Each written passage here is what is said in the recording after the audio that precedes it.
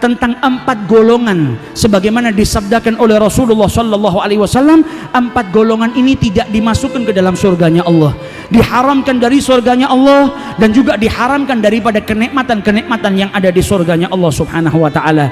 Nabi Muhammad menjelaskan yang pertama adalah mudminul khamr, orang yang minum minuman keras. Kemudian dikatakan oleh Rasulullah wa akilur riba, orang yang makan riba, orang yang makan hartanya anak yatim. Dan yang terakhir al-aguli walidai, orang yang durhaka kepada kedua orang tuanya. Hati-hati bagi mereka yang masih punya kedua orang tua. Orang tuamu adalah pintumu menuju surganya Allah subhanahu wa ta'ala. Orang tuamu adalah sarana yang paling mudah yang Allah berikan kepada dirimu untuk engkau menuju surganya Allah subhanahu wa ta'ala. Orang tua yang disebut oleh Allah setelah penghambaan kepada Allah, wabil walidaini ihsana. Oleh karena itu Imam Hasan al-Basri ketika ibunya meninggal, beliau menangis luar biasa ketika ditanya, engkau ini imam, engkau ini ulama besar, ditinggal mati oleh ibumu, menangis seperti ini, seperti orang yang tidak berpendidikan. Kata beliau, aku menangis bukan karena gaddar Allah, aku menangis bukan karena wafatnya ibuku, karena aku menangis karena ada satu pintu surga yang tadinya terbuka untukku hari ini ditutup oleh Allah subhanahu wa ta'ala.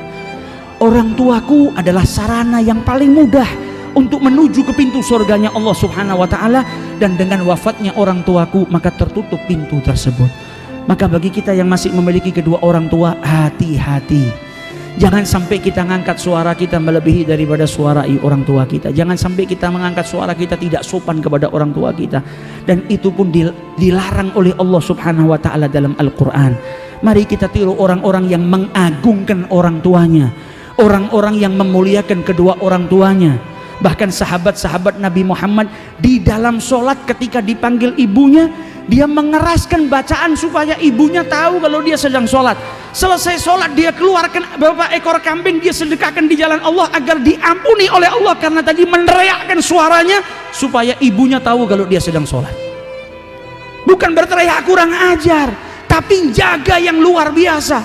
Sayyidina Hasan bin Ali bin Abi Thalib tidak mau makan dengan ibunya Fatimah, sehingga Sayyidah Fatimah bertanya, malaka ya Hasan, kenapa engkau wahai Hasan tidak mau makan dengan ibumu? Maka kata Hasan, wahai ibu, saya takut kalau saya mengambil makanan yang kau ingin makan, sehingga akhirnya saya tergolong sebagai anak yang durhaka kepada kedua orang tuanya. Makanan yang dilirik oleh ibunya yang mungkin ibunya mau ambil, dia takut kalau makan bersama ia ambil makanan yang ingin diambil oleh ibunya.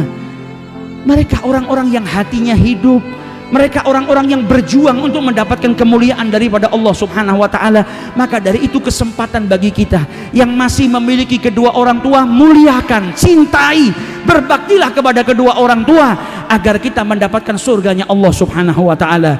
Kemudian dilanjut oleh beliau, dan orang yang lagi dilaknat oleh Allah subhanahu wa ta'ala dan tidak akan dimasukkan ke dalam surganya Allah subhanahu wa ta'ala adalah orang yang memutus tali silaturahmi. Berapa banyak akhir-akhir ini kita lihat gara-gara perbedaan pendapat seseorang memutus tali persaudaraannya, seseorang memutus tali silaturahminya hanya karena permasalahan-permasalahan duniawiyah. Ketahuilah, orang-orang yang memutus tali silaturahmi, memutus persaudaraan, mereka dilaknat oleh Allah subhanahu wa ta'ala, wa iyadzubillah.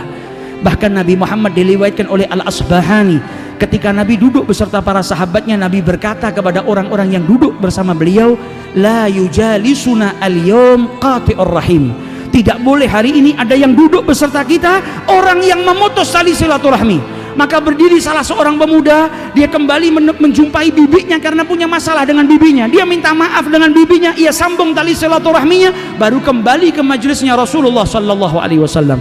Dan Nabi bersabda, innar rahmata lan tanzil, sesungguhnya rahmat Allah tidak turun ala qaumin, atas sekelompok kaum, wa fiha qati'ur rahim, dan ada di antara mereka orang yang memutus tali silaturahmi. Maka jadikan bulan Ramadan ini bulan persaudaraan, jadikan bulan Ramadan ini kita sambung kembali saudara-saudara kita yang mungkin memiliki masalah dengan kita, yang salah dengan kita, kita maafkan. Jika kita yang berbuat salah maka kita datangi mereka, kita minta maaf, kita sambung kembali tali silaturahmi sehingga Ramadan tidak meninggalkan kita dan kita mahrum dari keberkahan Ramadan.